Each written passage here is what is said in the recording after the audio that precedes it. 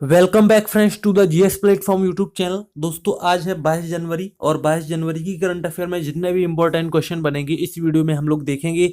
और अगर आप इस चैनल पर नए हैं तो चैनल को इस तरह से सब्सक्राइब कर लीजिए और पास वाले बेल आइकन को प्रेस कर दीजिए जिससे आपको नई वीडियो का नोटिफिकेशन मिलता रहे।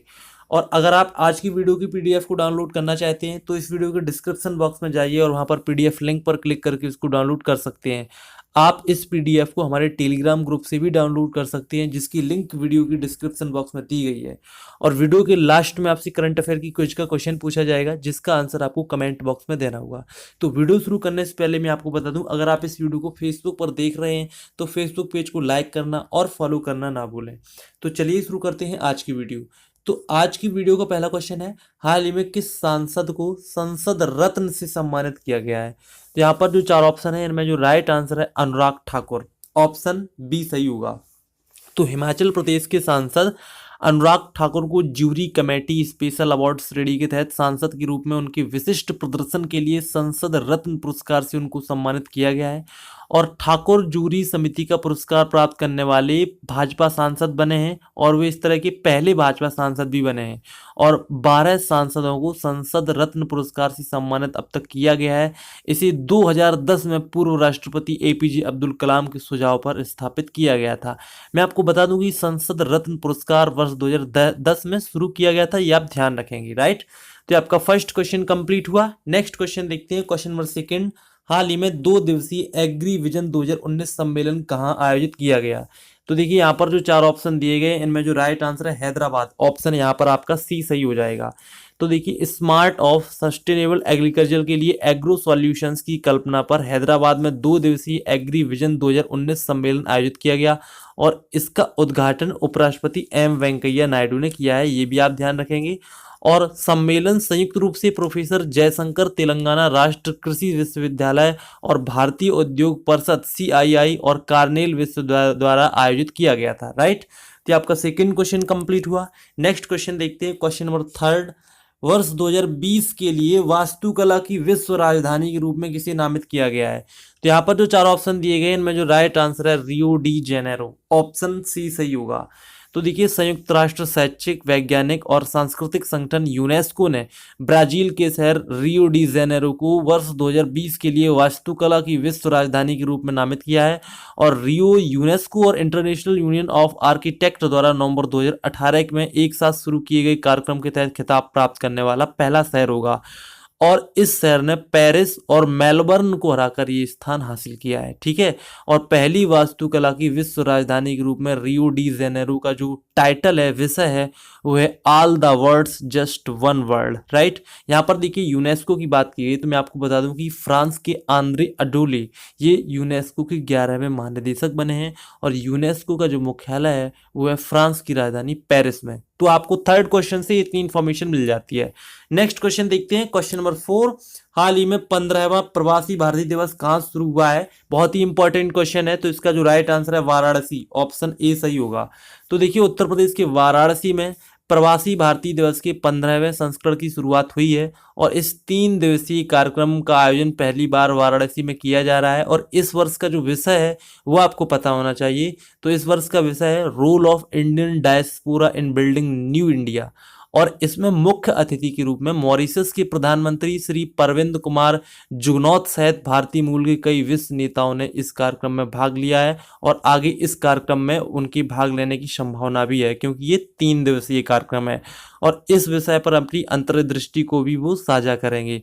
मैं आपको बता दूं कि उद्घाटन के अवसर पर युवा प्रवासी भारतीय दिवस पर उत्तर प्रदेश प्रवासी भारतीय दिवस का आयोजन भी किया गया और सूचना और प्रसारण मंत्री राज्यवर्धन राठौर ने एक भारत स्वच्छ भारत, सरदार पटेल और गांधी जी के सपनों के भारत पर डिजिटल प्रदर्शनी सहित कई प्रदर्शनियों का अभी उद्घाटन किया है, ठीक है। तो ये आपका फोर्थ क्वेश्चन कंप्लीट हुआ। नेक्स्ट देखते हैं क्वेश्चन नंबर 5, हाल ही में किस देश के सबसे बुजुर्ग पुरुष मसाओ नूनका का 113 वर्ष की आयु में निधन हो गया है?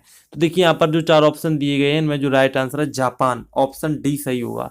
तो देखिए दुनिया के सबसे बुजुर्ग व्यक्ति जापान के मसाजो नोनका का 113 वर्ष की आयु में निधन हुआ है और अप्रैल 2018 में गिनीज वर्ल्ड रिकॉर्ड्स द्वारा दुनिया के सबसे बुजुर्ग पुरुष के रूप में पहचाने जाने वाले नोनाका का निधन जापान की होकाइडो द्वीप के उत्तर में उनके घर में हुआ है। यहाँ पर देखिए जापान की बात की गई है तो आपको जापान के बारे में पता होना चाहिए।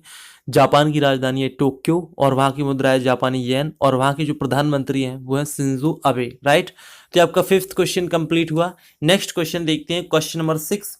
वर्ल्ड इकोनॉमिक फोरम यानी कि WEF की वार्षिक बैठक किस देश में शुरू हुई है? तो देखिए इसका जो राइट आंसर है स्विट्जरलैंड, ऑप्शन बी सही होगा। तो वर्ल्ड इकोनॉमिक फोरम यानी कि WEF की वार्षिक बैठक स्विट्जरलैंड की दावोस में हाल ही में शुरू हो गई है और बैठक 5 दिनों तक जारी रहेगी। और इस आयोजन का जो विषय है वो है globalisation 4.0, shaping a global architecture in the age of the fourth industrial revolution. और इस बैठक में भारत के 100 से अधिक CEO के भाग लेने की उम्मीद है, जिसमें और जर्मन चांसलर एंजेला मर्केल भी भाग लेंगी, स्विस राष्ट्रपति उली मोरेर, जापान के शिंजो अबे, इटली के ग्यूसेप कॉन्टे और इजराइल के बेंजामिन नेतन्याहू के शामिल होने की इसमें उम्मीद है।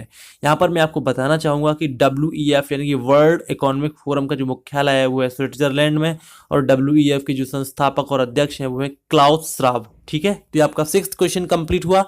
नेक्स्ट क्वेश्चन देखते हैं, question number 7। Consultancy firm PwC के अनुसार किस वर्ष में भारत की अर्थव्यवस्था यूनाइटेड किंगडम यानी कि यूके से आगे निकल सकती है?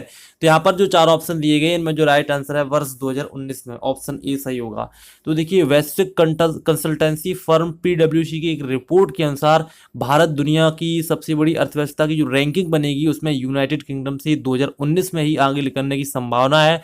और PwC की ग्लोबल इकोनॉमी वॉच रिपोर्ट में यूके के लिए 1.6%, फ्रांस के लिए 1.7% और 2019 में भारत के लिए 7.8% की वार्षिक GDP वृद्धि को दर्शा रहा है। और विश्व बैंक के आंकड़ों के अनुसार भारत 2017 में ही फ्रांस को पीछे छोड़ते हुए दुनिया की 6ठी सबसे बड़ी अर्थव्यवस्था बन गया था और इसके यूके के आगे निकलने की अब संभावना 2019 में बनी हुई है, ठीक है, जो कि 5वें स्थान पर अभी पर है।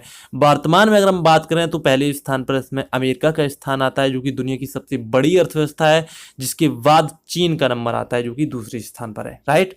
तो आपका 7th क्वेश्चन कंप्लीट हुआ।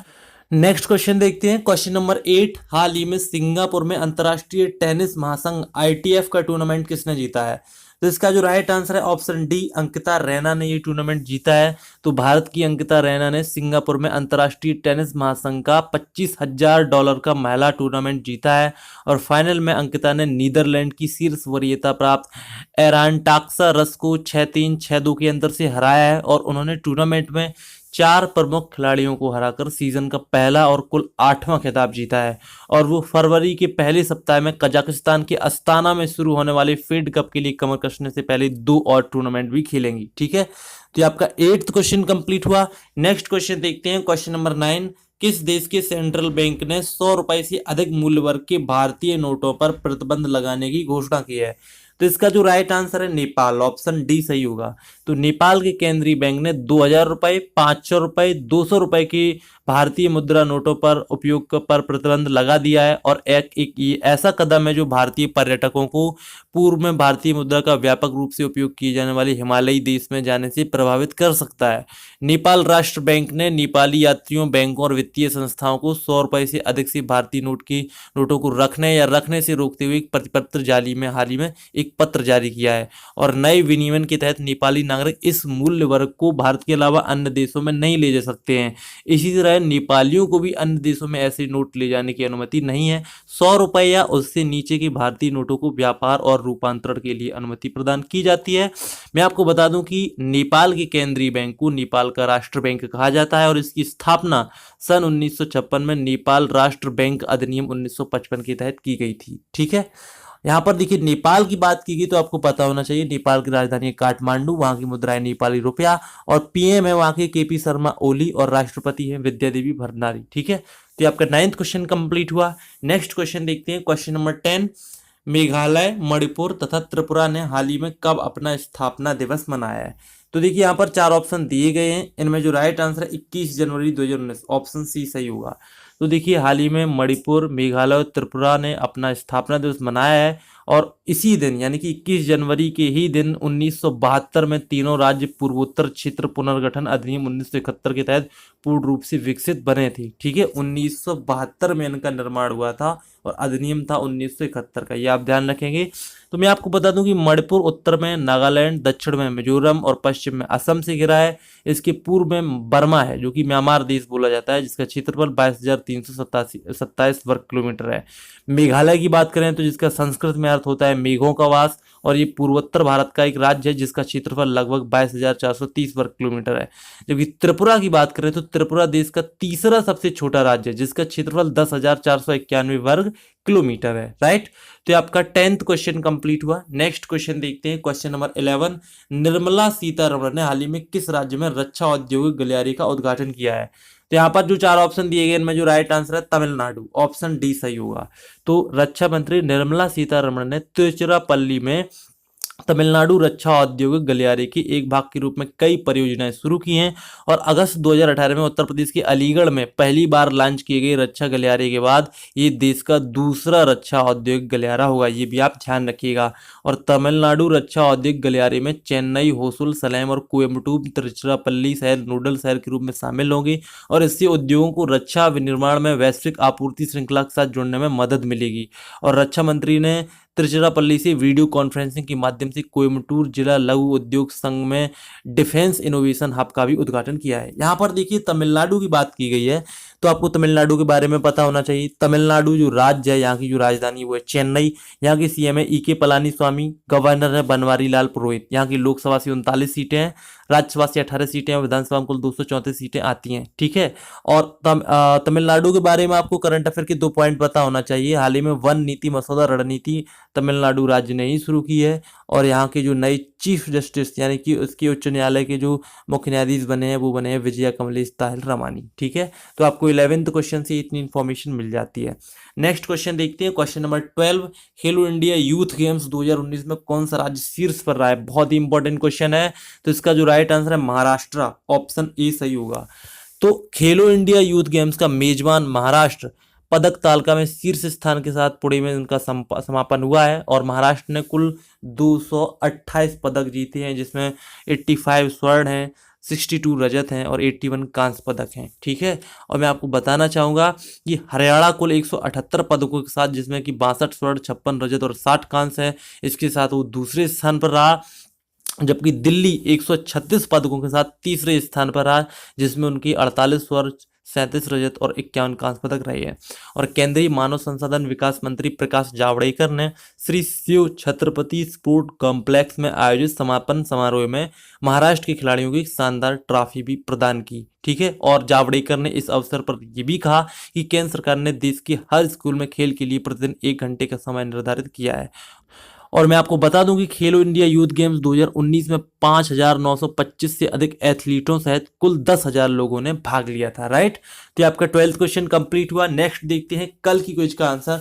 तो कल आपसे पूछा गया था हाल ही में विश्व हिंदी दिवस कब मनाया गया? तो इसका जो राइट आंसर है 10 जनवरी, ऑप्शन डी सही होगा।